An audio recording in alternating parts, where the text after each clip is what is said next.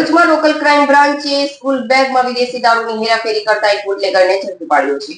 આરોપી વિદ્યાર્થીઓની સ્કૂલ બેગમાં દારૂ ભરીને શહેરમાં ડિલિવરી આપવા નીકળ્યો હતો, ત્યારે તેને પકડી પાડવામાં આવ્યો હતો. પોલીસે મોટી માત્રામાં દારૂનો જથ્થો જપ્ત કર્યો છે. ભરૂચમાં લોકલ ક્રાઇમ બ્રાન્ચે સ્કૂલ બેગમાં વિદેશી દારૂની હેરાફેરી કરતા એક બુટલેગરને ઝડપી પાડ્યો છે.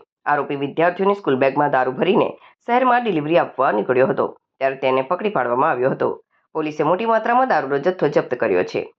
એલસીબીની ટીમ શહેર વિસ્તારમાં નાઇટ પેટ્રોલિંગ કરી રહી હતી. તે દરમિયાન પોલીસ કોન્સ્ટેબલ વિજયભાઈને બાતમી મળી હતી કે એક શખ્સ બર્ગમેન મોપેડ પર રેલવે સ્ટેશન વિસ્તારથી દારૂ ભરેલા થેલા લઈને ગોદી રોડ તરફ જવાનો છે. આ બાતમીના આધારે પોલીસે ગોદી રોડ સ્થિત પાણીની ટાંકી નજીક વોચ ગોઠવી હતી. થોડા સમય બાદ બાતમી મુજબનું વાહન દેખાતા પોલીસે તેને અટકાવ્યું હતું. પૂછપરછ દરમિયાન વાહન ચાલકે પોતાનું નામ હમઝા ઇદ્રીસ શેખ, રહે પ્રતિષ્ઠા રેસિડેન્સી, કાપોદ્રા, અંકલેશ્વર હોવાનું જણાવ્યું હતું.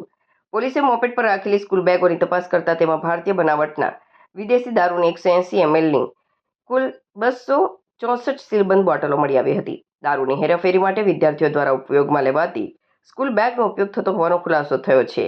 આ ઘટના શહેરના જાહેર માર્ગો પર દારૂની ડિલિવરીની પદ્ધતિઓ અંગે ચિંતા ઊભી કરે છે.